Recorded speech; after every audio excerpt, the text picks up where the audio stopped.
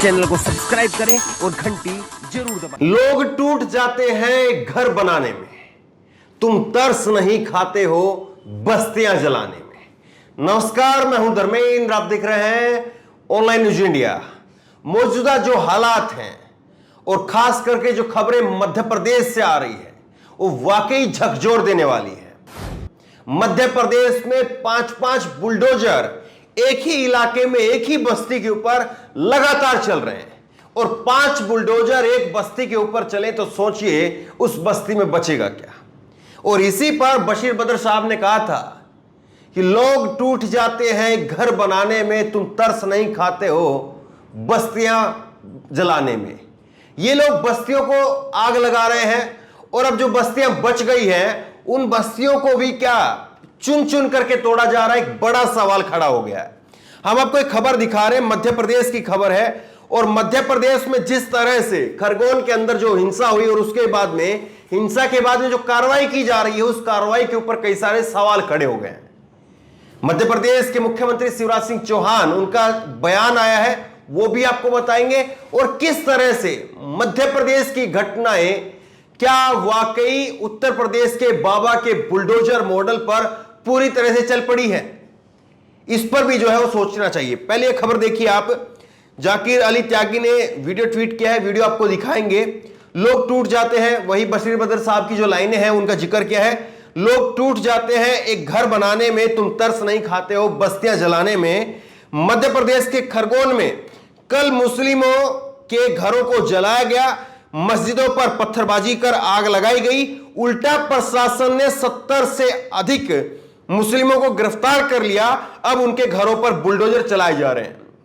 यह दावा किया जा रहा है जाकिर अली त्यागी की तरफ से और कई सारे जो है वो ट्विटर के ऊपर अलग अलग पत्रकारों की तरफ से जो है इस पर दावा किया जा रहा है कि 70 से अधिक मुसलमानों को गिरफ्तार कर लिया और उसके बाद में अब उनके घर पर बुलडोजर चल रहा है। एक नहीं, दो नहीं, तीन नहीं, चार नहीं, 5-5 बुलडोजर एक बस्ती के ऊपर चल रहे हैं। जरा एक बार पहले आप तस्वीरें देखिए, वीडियो आप देखिए और उसके बाद में आपको बताएंगे शिवराज सिंह चौहान का बयान क्या है और किस तरह से इस घटना में अब आगे कार्रवाई हो रही है वो आपको बताएंगे।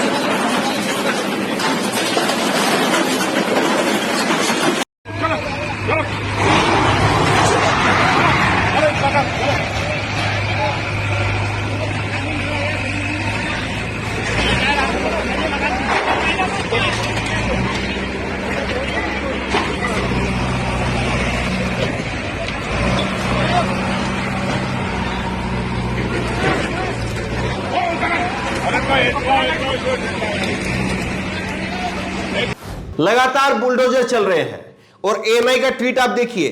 84 लोगों को गिरफ्तार कर इनकी अवैध संपत्ति और अतिक्रमणों को तोड़ा है।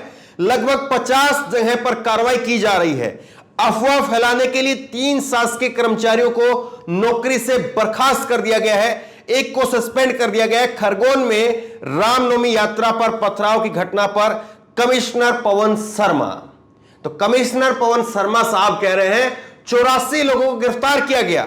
84 लोगों को गिरफ्तार करके इनकी अवैध संपत्ति, एक एक शब्द को ध्यान से देखिए आप, इनकी अवैध संपत्ति और अतिक्रमणों को तोड़ा गया है। अब ये बताइए महज कुछ घंटे में आपको पता चल गया कि जो 84 लोगों की गिरफ्तारी आपने की है, उन सबकी संपत्ति अवैध थी, उन्होंने अतिक्रमण कर रखा था, जबरदस्ती कब्जा कर रखा था। आपको कुछ घंटों में पता चल गया। और उससे पहले सालों से इनके घर बने हुए थे, सालों से लोग कब्जा करके बैठे हुए थे, तब इनको क्यों छोड़ा हुआ था?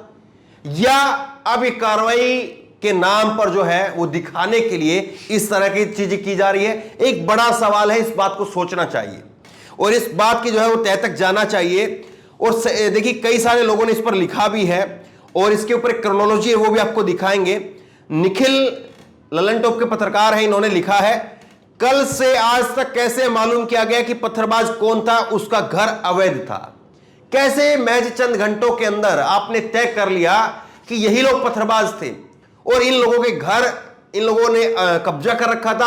आपने चंद घंटों के अंदर कैसे तय कर लिया?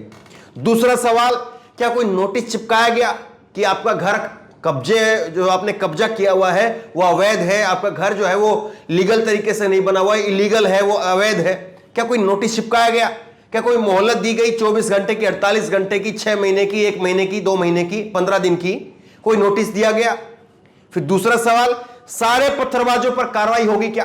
पत्थरबाज चाहे वो इधर से चला रहे थे, चाहे वो उधर से चला रहे थे, इस धर्म के थे, उस धर्म के थे, यहां थे, वहां थे, क्या सबके ऊपर इसी तरह से कार्रवाई होगी? या एक बस्ती के अंदर 5-5 बुलडोजर आप घुमा करके फिर आप कह क्या रहे हैं? खरगोन के रास्ते, अब यहां पर देखिए इन्होंने एक बड़ी लाइन कही है, खरगोन के रास्ते मध्य प्रदेश को उत्तर प्रदेश बनाया जा रहा है, देखते रहिए। खरगोन के रास्ते, खरगोन मध्य प्रदेश के अंदर जहां पर हिंसा हुई है, उसके रास्ते मध्य प्रदेश को जो है उत्तर प्रदेश बनाया जा रहा है। उत्तर प्रदेश मतलब बाबा का बुलडोजर, बाबा का मॉडल। और बाबा का मॉडल क्या, वो सबके सामने है। और बाबा का मॉडल जो है वो अब लोग कह रहे हैं कि उत्तर प्रदेश अब मध्य प्रदेश को बनाया जा रहा है। अब देखिए किस तरह से यहां पर कार्रवाई हुई है। और एएनआई ने जो ट्वीट किया, एक बार दोबारा इसको आप देखिए, एएनआई का जो ट्वीट है इसको दोबारा देखिए।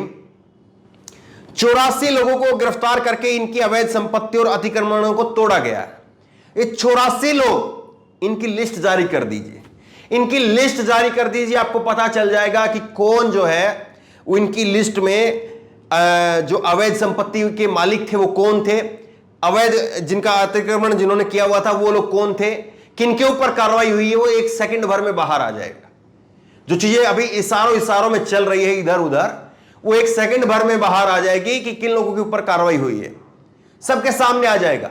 84 लोगों के ऊपर आप कार्रवाई कर रहे हैं, 84 में कितने लोग कहां के हैं, कौन है, इस पर तो बात होनी चाहिए ना। अब देखिए एक और आपको दिखाते हैं, ये सब कुछ शिवराज सिंह चौहान का पहले बयान देखिए।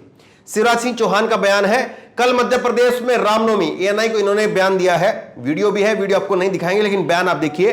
कल मध्य प्रदेश में रामनवमी उत्साह के साथ में मनाई गई, लेकिन खरगोन में दुर्भाग्यपूर्ण घटना हुई, दंगाई छोड़े नहीं जाएंगे, इनकी पहचान की जा चुकी है, इन्होंने कल पत्थर फेंके और संपत्तियों को नुकसान पहुंचाया। खरगोन में कल रामनवमी के दिन हुई हिंसा पर मध्य प्रदेश के मुख्यमंत्री शिवराज सिंह चौहान, दूसरा इनका ट्वीट है, एएनआई का ही बयान है, उन्होंने दंड तो दिया जाएगा ही, जिन्होंने ये संपत्ति को नुकसान पहुंचाया है उनको दंड तो दिया जाएगा ही, इसके साथ में वो उनसे संपत्तियों को जितना नुकसान हुआ है उनसे दंगाइयों से इसकी वसूली भी की जाएगी। अब शिवराज सिंह चौहान के पास में कौन सा ऐसा मैकेनिज्म है जिसके अंदर चंद घंटों के अंदर जो है वो तय कर लेते हैं पत्थरबाज कौन है, पहचान भी हो जाती है।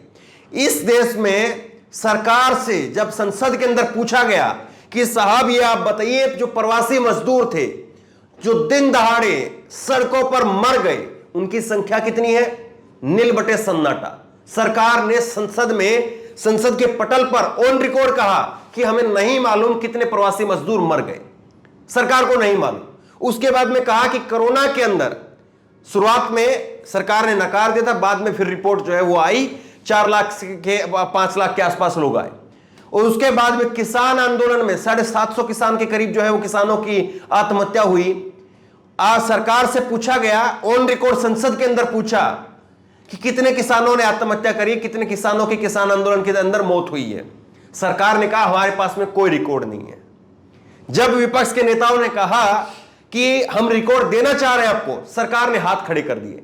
तो आप ये बताइए कि सरकार वहां पर हाथ खड़े कर देती है, सरकार कहती है कि हमारे पास में जो है वो कोई ऐसा मैकेनिज्म नहीं है, हम नहीं बता सकते हैं किस तरह से कहां पर कितने लोग मरे हैं। लेकिन यहां पर पत्थरबाज कौन है, दंगाई कौन है, ऐसा कौन सा मैकेनिज्म है, ऐसा कौन सा कैमरा लगाया हुआ है, और ऐसा कौन सा कैमरा उन किसानों के पास में नहीं था, ऐसा कौन सा कैमरा उन प्रवासी मजदूरों के पास में नहीं था जो पैदल पैदल चलते चलते सड़कों के ऊपर दम तोड़ गए। ये कभी सोच करके देखिए। और जिस तरह से कई सारे जो पत्रकारों की प्रतिक्रिया मैंने आपको बताई है, क्या वाकई मध्य प्रदेश को भी उत्तर प्रदेश बनाने की कवायद जो है वो शुरू हो चुकी है, और क्या वाकई एक समुदाय विशेष के लोगों को टारगेट करके जो है उनके घरों को तोड़ा जा रहा है।